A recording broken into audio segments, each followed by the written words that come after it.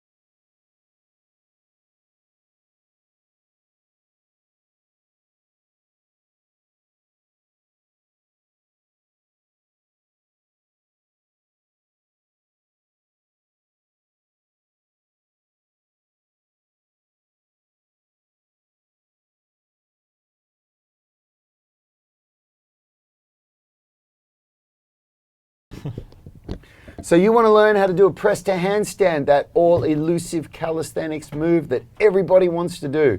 Well, in this video, we're going to show you a beginner's workout that you can do. This is going to be a complete workout. Everything that you need to know to do a full workout to develop that press to handstand. Now make sure you stick around to the end because not only are we going to answer your questions, but I'm going to show you some of the biggest mistakes that people make when trying to master this amazing movement. All that and more coming up right after this.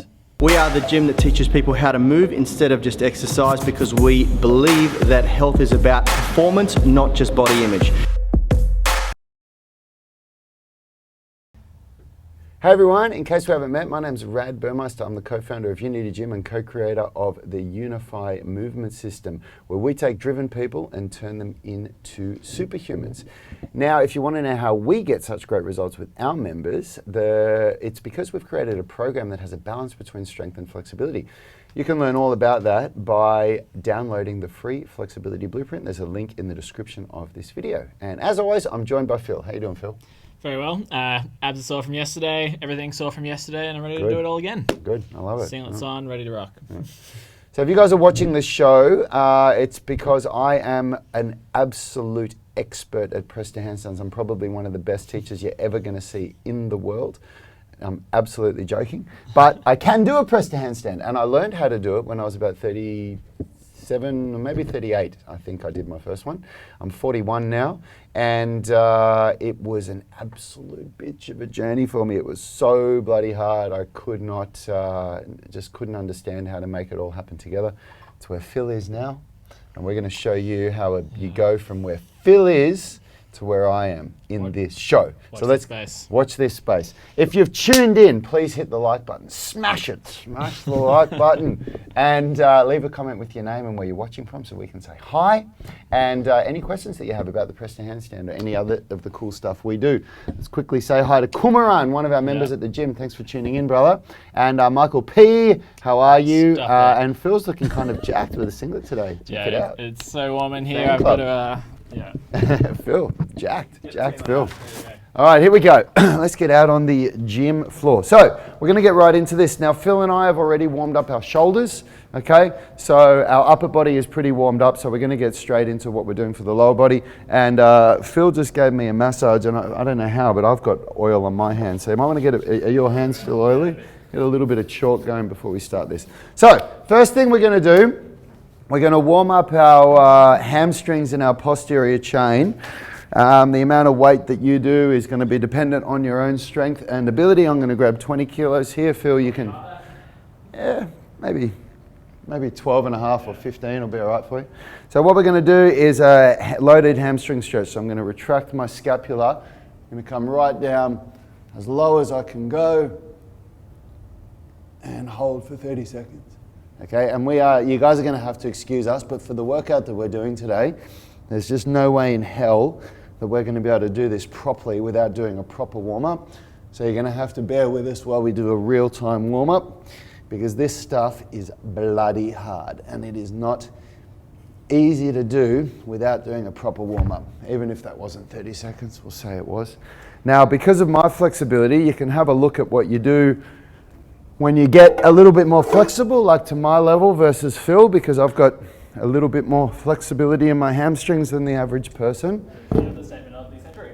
So I can go a little bit deeper. So am I trying to keep my knees totally locked out here, or bend okay? No, totally locked out. What you're looking for is hyperextension in the back, so that you really are just really aware of how far forward your pelvis is going, how much of an anterior pelvic tilt you're getting, so that it's 100% hamstrings that we're working on here. So we'll go one more on this one, and we'll go. So I'm just standing up here just because I can get my hands a little bit below ground level. And I cannot.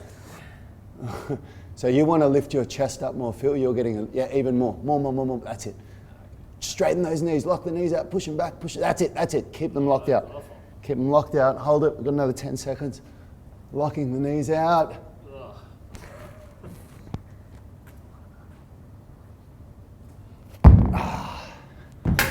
It's a fucking horrible feeling, isn't it? No part of my body wanted that. Well, the good thing is, it's about to get worse. Now, that was the fun part.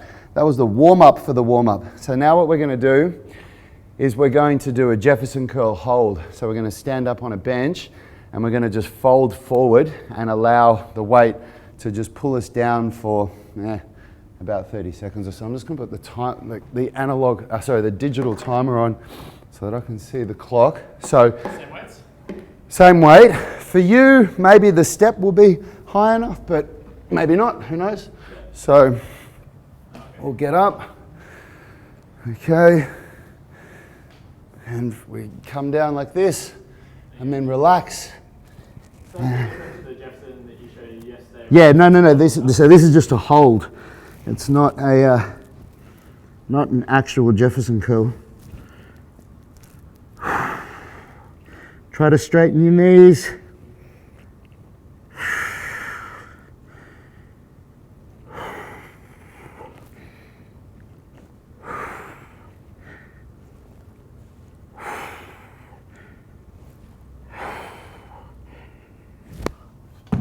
Woo! Oh, it's brutal. Oh. So you can see this warm-up is, kind of a workout. It's not really just a warm-up, it's a bit of a workout. So we're going to do one more of these. Normally we do 3 of these, 3 sets of each of them, but just for the show, I think 2 is going to be enough that we'll at least be warm enough to make it look like we know what we're doing when we do this. But normally when I was doing these workouts, back when I was working on the press to handstand, I was doing these for 3 sets. One more. Go half a bit of the weight on that. Yeah. That's 16, so I was doing 25%. So Yeah, 16. cool. Yep. Okay, here we go.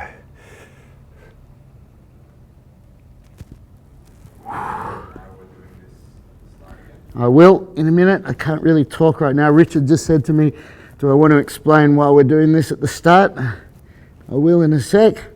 Right now I'm just trying to deal with the pain.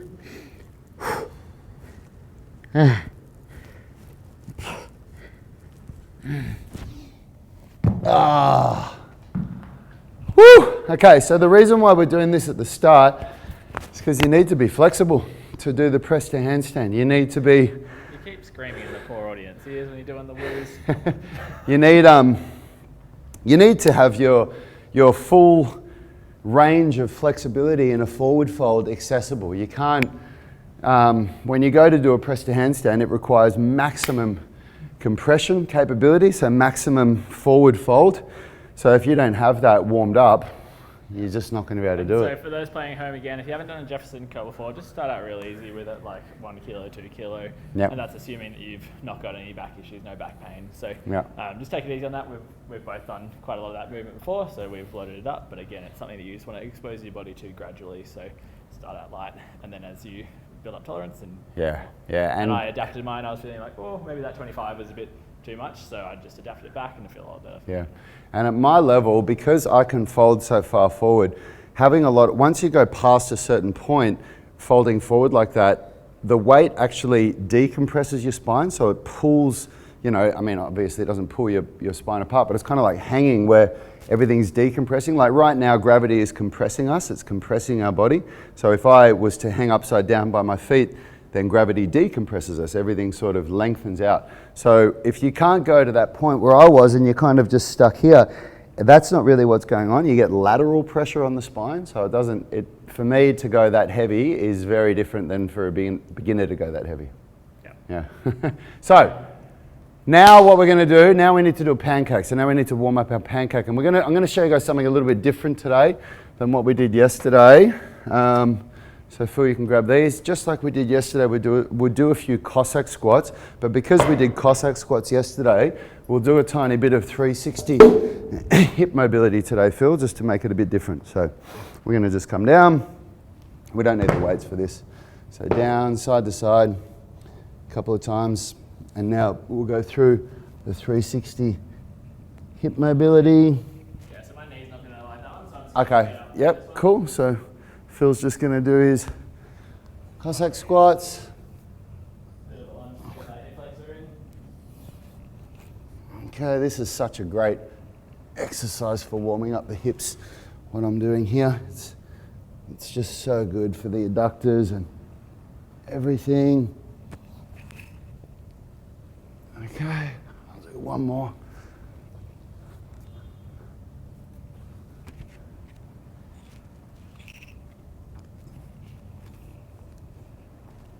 Okay, so now we're ready for our pancake.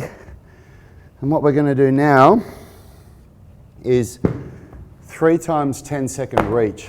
So I can do my first one and you can watch, and then you can see what we're going to do. But the idea is you might want to maybe elevate your bum again like you did yesterday. So the idea here, Phil, is that we want to extend the spine, not flex the spine.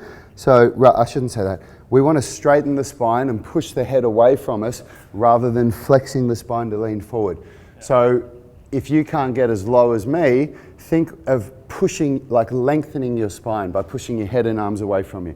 But the idea would be, from here, I'm going to come up and then reach forward and then hold it for 10 seconds.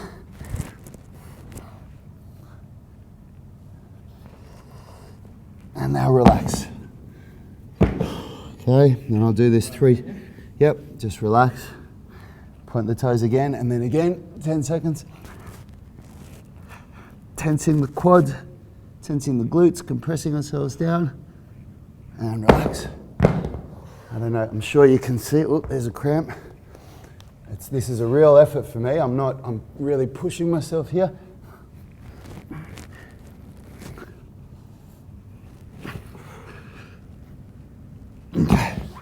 So Richie told me to say before, why are we doing all of this at the start? I can do a much better pancake than what I'm doing there. That's not my best effort by a long shot. If I did a full flexibility workout, by the end of it, I'll be right down on the ground. So if I'm doing a movement that requires the use of that full flexibility, then I need to warm myself up at least to, 85, 90% of my maximum effort so that I can use that in the workout. So that's why we're doing such specific warm-up that's designed to increase the range of motion for the pancake. And we'll do one more now where we're going to I'll grab both of these, okay? Pancake lateral flexion. So what we're going to do is go down to one side, try to rotate so the shoulder comes within your knee, tense the quad on this side, this leg's relaxed, and then from here, extend like this 8 times. Rotate as much as you can.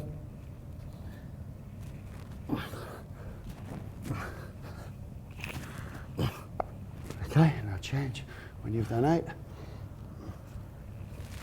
Sorry. So we have another question from Andrew who asks, how do we split our flexibility and strength? So Richard's telling me that we had a question from Andrew saying, how do we split our flexibility and strength?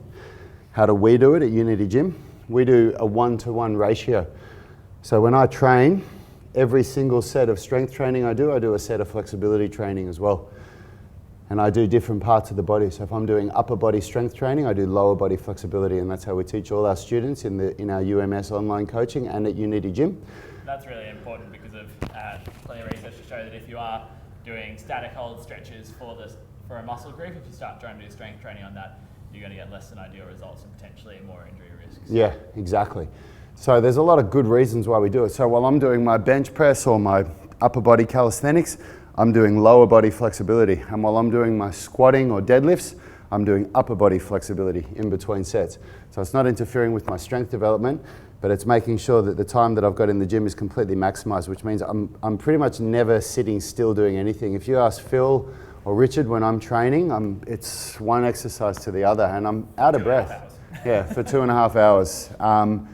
So it's just maximizing your time and making sure that you get a great result. So that's our warm-up done. You can see when I say warm-up, this is it's pretty intense. Now we're into the workout, and this is I'm not looking forward to this at all. If he's saying that. Yeah, this stuff, honestly, training to do a press to handstand, man, I'm no expert at this. There's guys out there that are so much better than me, but you saw yesterday I can do it. And I worked so hard to do this. This was such a hard journey for me. So this is where the real workout comes, and all I did in my press to handstand development, all I did was 3 sets, sometimes 4, but usually only 3 sets of what I'm about to do. And we're going to show you a beginner version. And what I mean by a beginner version is, I don't mean you're an absolute beginner off the street, I mean beginner for press to handstand. This presumes that you can already do at least a little bit of a handstand. You're not somebody that's never done handstands before. And that you have already worked to develop compression strength like what we did yesterday. I had worked to develop compression strength for probably at least a year, maybe even 2 years before I was doing this workout. It was so hard for me to develop. So I don't know, somebody else, you might be able to do this much sooner. But for me, I was doing compression work without doing any of this stuff for 1 to 2 years. So don't do what I'm about to do then, I guess. Yeah. Okay, so there's 3 exercises that I'm going to do now, and they're done as a superset. And there's a really good reason why we do all 3 of them the way that we do. There's actually 4 exercises. So you're going to watch me do a set, and then I'm going to come and guide you through a set. Yep. Okay? Because Phil's actually got no idea what we're about to do now. So the first one is an upside down press to handstand. Means I'm hanging, so I don't have to worry about pushing, but there's a much greater demand on my abs and hip flexors to get my legs to compress. So it really switches on my central nervous system's understanding of, okay, this is how I need to produce this strength, so that when I go to the press to handstand, it's a way easier version of what I'm about to do here. But the idea is here that I don't go to failure at all. It's just this is what you're about to do, and this is a harder version of it. The second is I'm going to come down and basically just stretch into a forward fold, just to really loosen up my posterior chain and get ready. Then I'm going to jump on the wall, and I'm going to use the wall for an eccentric press to handstand. So you'll see me do, I haven't done this in so long, so I've got no idea how many reps I'm going to be able to do. I'll just give it a try. And then I'm going to jump on the floor, and I'm going to do the easiest version. I'm going to be flat on my back, horizontal, doing the lower body part of a press to handstand so that gravity isn't working against me. It's just the easiest version when my muscles are already fatigued. And it's a superset. So every exercise shouldn't have more than a 10-second break between it. So I'm going to go through and do 1 set now, okay?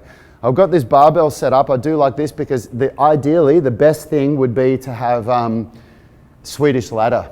If you had a Swedish ladder, that'd be the best, but having this barbell here, it's going to stop my back going too far back. Okay, here we go. I've really got to suck myself up for this.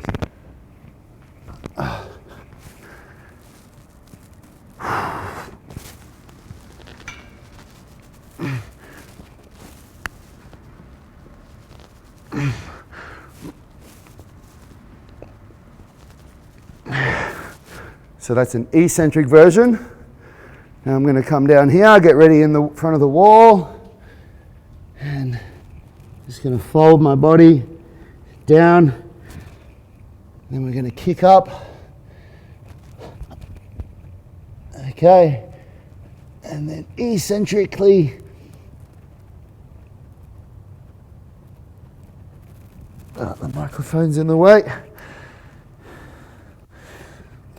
Oops, I shouldn't have had a break between these reps, but the microphone was in the way. Okay.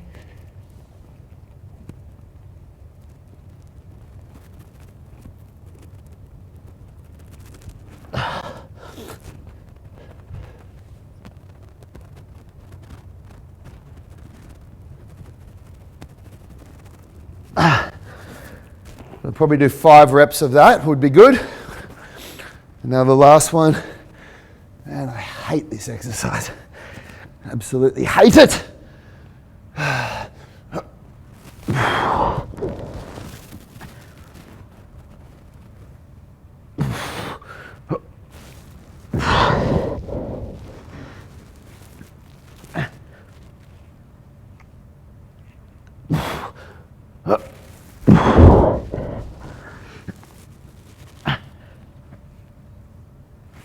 And again, I'd do a few more reps than that. So, Why don't you call this the beginner workout again? So I'll explain a few things to you. Firstly, everything we're doing, we're really working eccentrically. Yep. So up here, the goal is try not to pull too hard with your arms. You want to feel like you're pushing into the bar so that you're giving the central nervous system the same input as to what a press to handstand is, because a press to handstand you can't pull, so the pull will help you here, but it won't help on the press to handstand. Push, knees up, try and get as high as you can, and then open your legs and just go down slowly, eccentrically, So only I for might 2 not reps. make it all the way up to Of where course, of course. Wherever you go, they might get to here, but then once you're there, use your abs, tense your quads, go down as slow as you can. Over here, just a 5 to 10 second forward fold, really pull yourself down. Then do a handstand and get up there however you can. When you're on the wall here, the number one thing we're looking for is that your bum touches the wall, but your head and shoulders don't. And I'm going to cue you, so you have to try and tense your quads and your legs. And as you come down, the idea is that your pelvis and spine rolls down, so you transition from your bum onto your lower back, but without your shoulders and head hitting the ground. And then when we do this one here, you're on the ground, you come up, however you come up, it doesn't matter. But when you go down slowly, so your back rolls down onto the ground. Yeah, I feel like it's going to be more of a tree falling over for me, but we'll see. All right. Okay, So, just do your best. so pushing up. Yeah, pushing into the bar. Cool, that's okay, that's okay. Nice. So that was really good, but you used your shoulders too much. Push into the bar, and now go up fast, so knees up, nice. Yeah, and now open up, come down slowly, keep the knees straight. One more. Push into the bar, good, that's really good. Just a little bit too much with the shoulders, but that's okay. Okay, now come over here. Yeah, I can feel him. Yeah, that's good, man. It's good. Now just come down and do a forward fold. Grab onto your legs, straighten your knees, and really pull your body down with your arms. Go fold over as far as you can. Okay, good. Now jump up on just whatever. I don't care about gracefulness or anything. You just do like a handstand. Like you've done a couple of handstands with us here before, so just do your best. Good, nice. Okay, bum on the wall. Now point the toes, open the legs up. Good. Okay, now curl down. Good. That was really good. But what you've got to try and do is try and stop that fall on the last little bit. Go again. Come on, 3 more reps. Nice work. It was really good. Come up. Nice, man. Nice. Okay, now bum on the wall. Open the legs. All the way. This is where all the work gets done, Phil. Now come down slowly. Control it. Use your shoulders. Nice. Good. Okay, one more. Come on. It's very intimate. All right. Okay, I'm not going to spot you on this one. We'll see what happens when I'm not here. So just be aware that your feet don't hit the ground too hard if you do drop. Okay, bum against the wall, bum against the wall. Okay, open your legs up. Come down under control, under control, under control. All right, good. Now down on the ground. Let's go. There's more. This last one. Now for the first one, just bring your legs up like that above your head. Yeah, now touch your toes to the ground if you can. Yeah, now point your toes, open your legs up and try to curl down. Beautiful, beautiful. Then come back down till your legs are on the ground. Now try and do it where you go. On the next one, try and do it the concentric as well. Point the toes, quads tense. Legs together, legs together. Now come up by doing, on the next one, come up by opening your legs as well. Point the toes, curl down through the spine. Legs together, legs together. Now open up and come up.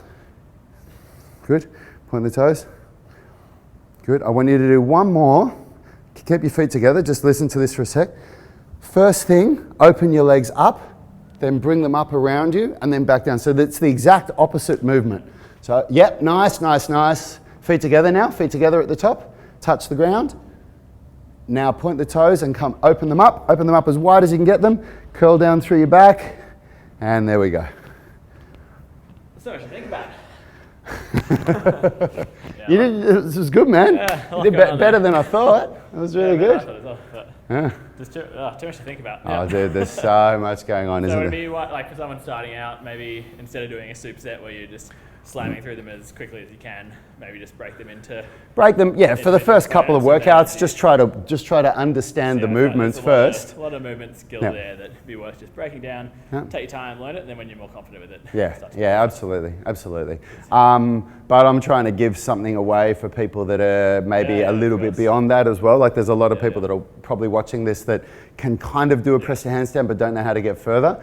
That circuit is going to be really, really good. And there's a couple of things that are really important to understand here. When you're doing calisthenics movements, one of the biggest mistakes people make is that they do progressions that are so hard for them that they can do one rep, but they can barely do two. And you're not getting enough volume. So when you do a workout like this, all of the movements are using eccentric contractions, and because there's a couple of movements together that are all working on, like you can feel how the component that we worked on with the compression got a little bit easier with each movement. Sure. And in the middle, when you weren't too fatigued, we had the actual press to handstand. So when you do a few sets of that, you get a lot of volume on the movement, on the understanding of how to do the compression. Now the fun begins, because now we finish the workout with compression strength. Everyone's seen that already. No, we're going to do something new today. We're going to do something new. So we're going to do something called hip flexor moils here. Right. Okay. And remind me what MOIL stands for? Maximum overcoming isometric load. It was, to my understanding, it was created by a dude in Germany. I think his name's Andre, and he's awesome. He's got, I think his program's called End Range Strength. I learned it from my mobility coach, whose name's Joachim Hilderson, who I work with online. And this is a really cool thing that I've never done before. So what we're going to do, we're going to be going as far forward as we can with our arms. So you can have your fingers on the ground or your palms on the ground. We're going to lift each leg individually for a 5-second contraction against an immovable object. That's the idea of the 10-kilo plate. 5-second contraction against an immovable object. So we're going to go right, then left, then right, then left for 3 reps. Remove the weight. Then we do 5 ballistic reps. Ballistic means up as fast as you can, not linking the reps together as fast as you can. And then we're going to do a 3-second hold at the end. So let's go left leg first. 1, 2, 3, 4, 5. Now right leg. 1, 2, 3, 4, 5. Now left leg. 1, 2, 3, 4, 5. Right leg. 1, 2, 3, 4, 5. Left leg, last rep. 1, 2, 3, 4, 5. Right leg.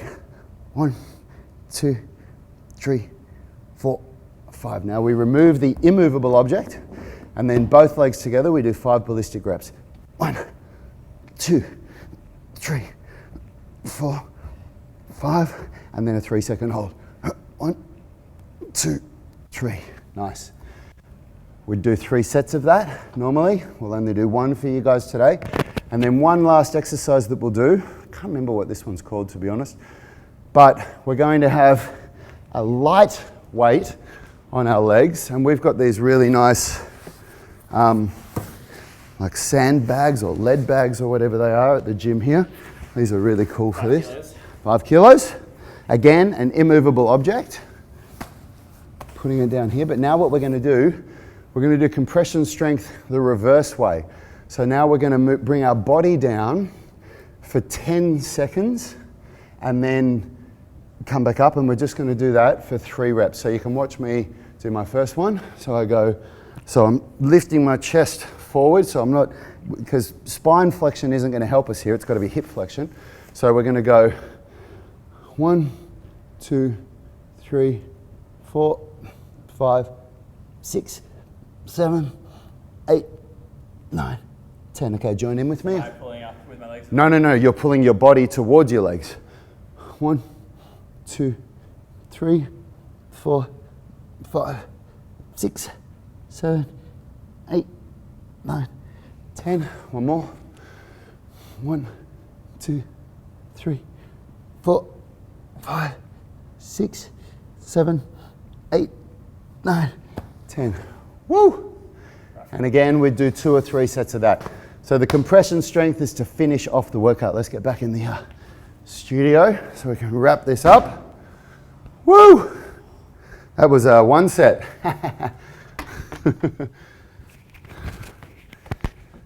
Yikes. So how many you managed to do? 3 sets of that? Yeah, I'd do the moils. I would have done 3 to 5 sets. And then the, I can't remember what that one's called. Yeah. Whatever, that one. Whatever it is. A couple of sets. So let's, quickly, before we get on to the engagement here, anything to say? Yeah, really intense. Again, we say beginner workout in the tag there, but yeah, again, if you haven't spent much time doing this, and slow it down, deload it, especially with like the Jefferson curls, anything we're adding weight, we did it with a fair amount of weight then, so just back it off. Important to have the 10 kilos to make the immovable object in the moils, but yeah, I reckon slowly get that skill up before you. Oh man, I think what you're saying is a good point to go a little bit deeper into that. You're talking calisthenics here. Yes. So a beginner calisthenics workout is not a beginner workout. Yeah. If you are watching this and thinking, I'm an absolute beginner, I've never exercised before, this is not where you start. Nope. You don't start here.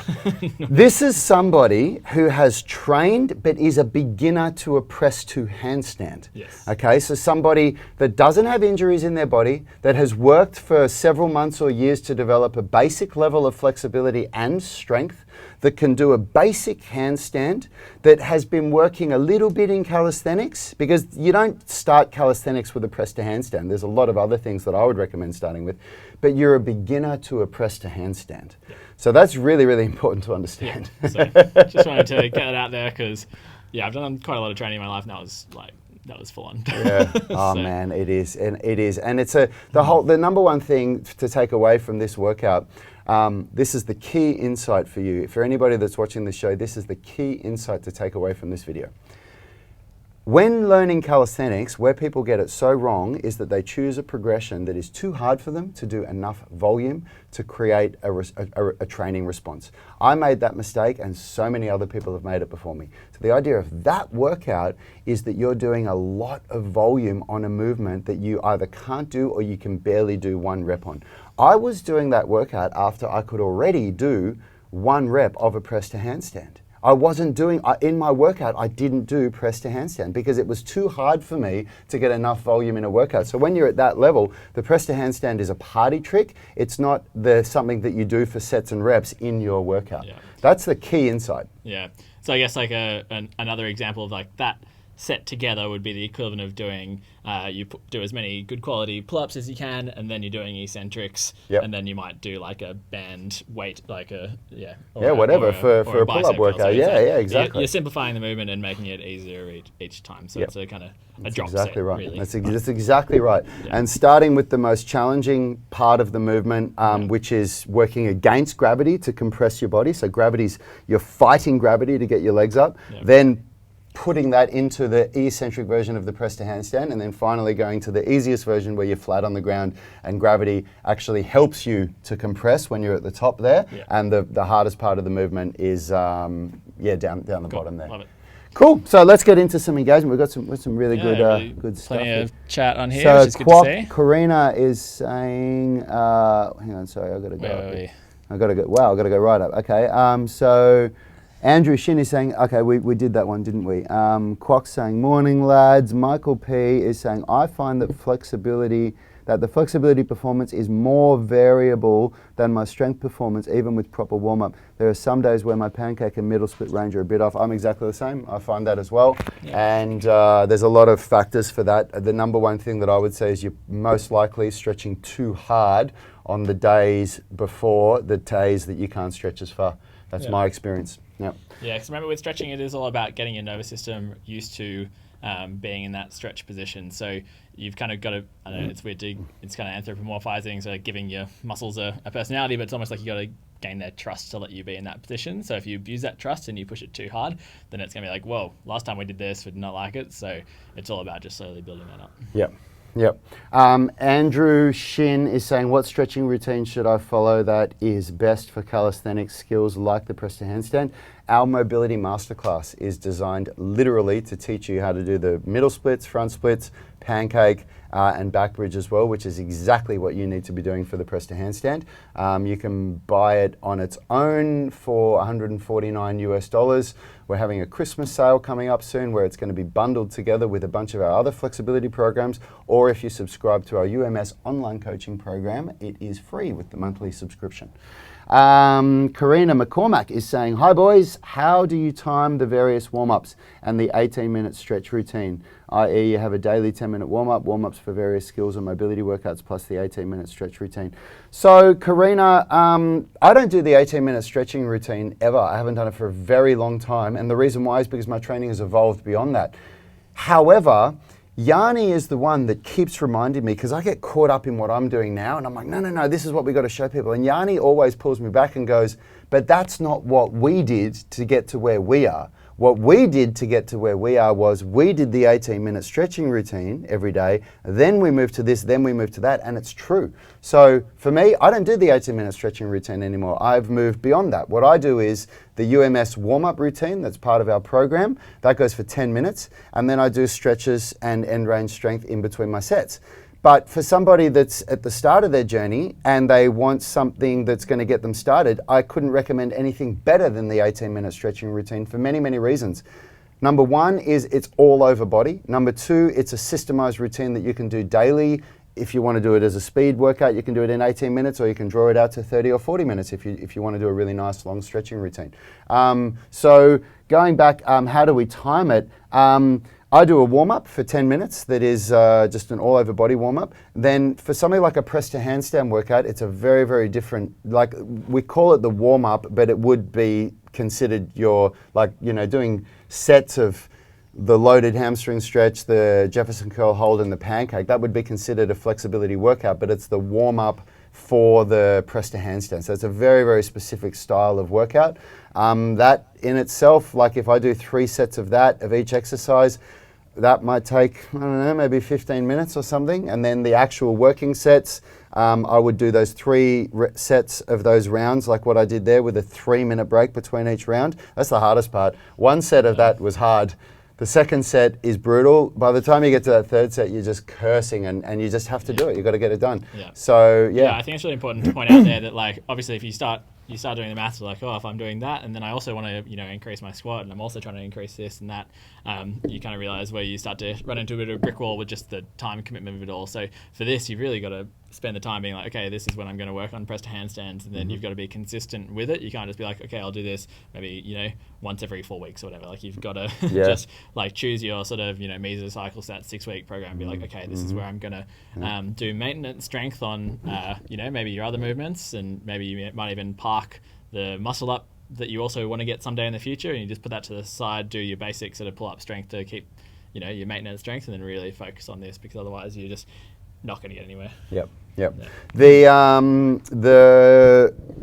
So What was I going to say? Yeah, the way we do the UMS online coaching, Karina, is that the program itself, if you just do the program, it makes sure that you're getting better and better and better at strength and flexibility. But when you want to master a skill, when you want to be able to do something that you've never been able to do before, you have to prioritize that, and you can't run towards something without running away from something else. You just can't. So when I was doing this press to handstand stuff, I was really rushing to get through it, and it was taking 40 minutes of my 2 straight arm strength workouts that I was doing every week. So you just have to accept that there's other things that are going to suffer, and that's the only way you can do it. But the more strength you're starting off with, so the more flexibility and the more strength you're starting off with, then it's going to be easier to complete this. So you might just decide like, hey, I'm just going to spend 2 years really working on strength and flexibility as a whole, and then at the end of that, put in some like little sprint efforts to get over the line to get these movements. So there's just so many different ways of doing it. Yeah, Quok's saying,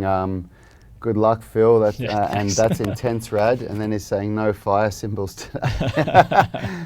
Did good, Phil. Not bad. Good size, brother.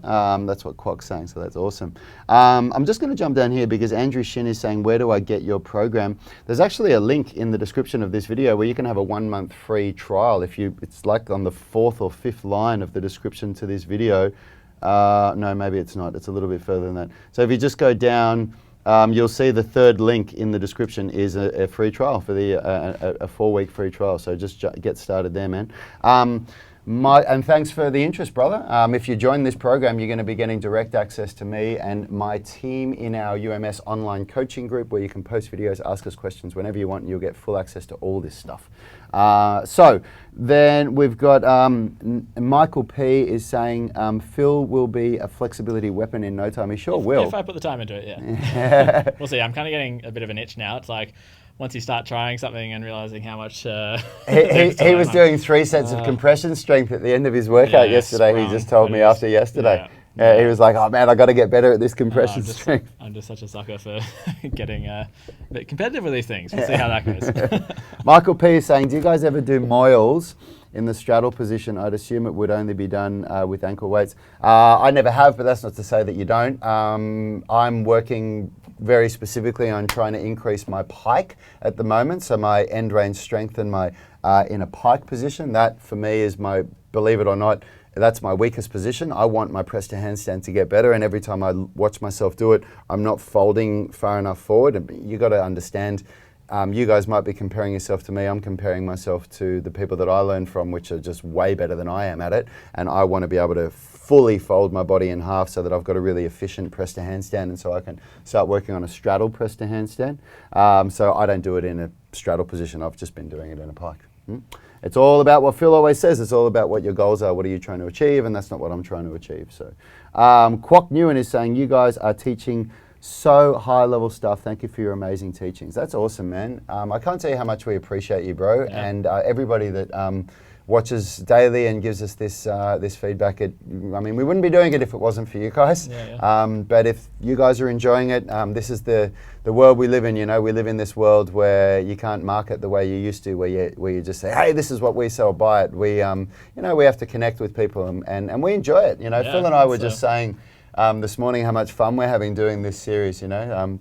Me putting Phil through his ropes, and it's cool. It's fun. So thanks for tuning in. All the comments and chat is definitely makes it all the more exciting. So it is. It's really cool. Then we've got Andrew Shin is, Natalie Vanderbilt is saying, approximately how long can it take to get the press to handstand when doing these exercises a few times a week? That totally depends on your training age, your experience, and again, what other goals you're working on at the same time, and if they're kind of congruent with what we're trying to achieve here. So it's like saying how long's a piece of string. A piece of string is as long as you make it. So all I can tell you is how long it took me to do it. That's honestly all I can do. I can only tell you how long it took me to do it. It took me probably 2 years of just working on compression strength, kind of just in the background a little bit. Like I was just every workout I'd just do 1 or 2 sets of compression strength, but I was working on flexibility every day. And then when I realized that I was close to a press to handstand, I was doing workouts just like that twice a week. And if you could see that we were struggling out there, man, I mean, you are pushing yourself. So like again, it is tough. With Rad, like that's you know, when he says 2 years there, that's of the low-level flexibility stuff, not really focused on it. So when it came to that actual focus on it, then that's going to speed it up. So again, if you spend more time just focused on it, then you're going to speed this stuff up. But and Rad's a total perfectionist and is probably underselling himself. He would have been able to do something that would pass as a press to handstand. That you know. Yeah, I probably if I focused on it and if I knew what I know now, I reckon I probably could have achieved it in about a year. I reckon. I can do less. Yeah. Grad. Cohen Parker is saying, "Hi guys. Oh no, I missed most of the stream. I'll watch it later today. That's all good, bro. You'll be able to watch it. That's the beauty of YouTube." Hit us up with any questions in the comments if you have any. Yeah, we'll get to it. Yeah, and Karina is saying, "I'm pretty flexible. I know you are. I've seen you, Karina. You're an absolute beast. You're not pretty flexible. You're like alien level flexible." So would you recommend doing the 10-minute warm-up and then focusing on the mobility masterclass and less emphasis on the 18-minute stretch routine? Karina, for you, with your level of flexibility, I wouldn't even recommend, like flexibility would be such a small part of my training. It would be all end range strength. So for me, it would be a warm up just to get your body limber and ready to do the training. And then all of the end range strength component from the mobility masterclass, that's what I'd be doing. And there's a lot of creative ways that we can continue that. And I'm going to be adding some more and more stuff into that mobility masterclass over the next couple of months. So there'll be more exciting things for you to play around with. But yeah, end range strength is what I'd be working on, like those moils and you know, all the stuff that you've got in the mobility masterclass in the end range strength section. Yeah, and I think for you and like for everyone, I'm always talking about goals. It probably gets a bit boring, but like, do take time to like stop what you're doing, think about long term, and think like, okay, what am I really working towards? Because it's so easy, especially I don't know if it's a modern thing or just humans are like get distracted and excited by the next shiny thing, like I am currently by this stuff because I was so focused on volleyball, and now I'm like, ooh, I want to do more compression strength. Like, who am I? But like, be pretty clear. Like, stop, have a purposeful think about where you want to get to, and then plan how you're going to get there. Because if you're just distracted by the next shiny thing like press handstand, and then you had been already working on something else. Maybe, Karina, you want to be a contortionist and that you need to keep doing flexibility. So like, be very clear and stop and be quite purposeful about what you're actually going to work on, and then work backwards and set the plan up. Yep. Yeah, awesome. Guys, that's all we've got time for today. Karina's saying thanks so much. That's so helpful. That's great, Karina. I'm really glad we could help you. And because you're part of the UMS Movement Mastermind, so feel free to ask any questions that you want, Karina. We'll get in there and answer them for you. That's the beauty of purchasing any of our online coaching programs. You get access to us whenever you want through our private Facebook group for coaching. So, guys, guess what? Tomorrow we're doing a intermediate workout. So let's see how Phil goes with that. I think I'm going to be sick tomorrow. Because we're going to be doing a similar workout as this today, but it's going to be the next thing that you do after you've been working on this one for, I think I was working on something like this for about 12 or 18 weeks before I moved on to what we're going to be doing tomorrow. So tune in tomorrow because it is going to be a lot of fun. It's going to suck for me, but it's going to suck way more for Phil, and I'm going to enjoy that. So tune in tomorrow. Have a great day. We'll see you then. Health is about performance, not just body image. You better be willing to accept what you're going to have to do to get there. We'll start focusing on movement goals, strength goals, flexibility goals. When you nail that skill, it's there forever. The body image goal doesn't get you that It's far. the consistency and frequency that's going to get you there. It's not the intensity. There's no shortcuts to mastery and movement. Destination doesn't change overnight, but your direction will. The gym is not the place to beat up the body that you hate. It's the place to build the body that you love. We are the gym that teaches people how to move instead of just exercise, because we believe that health is about performance, not just body image.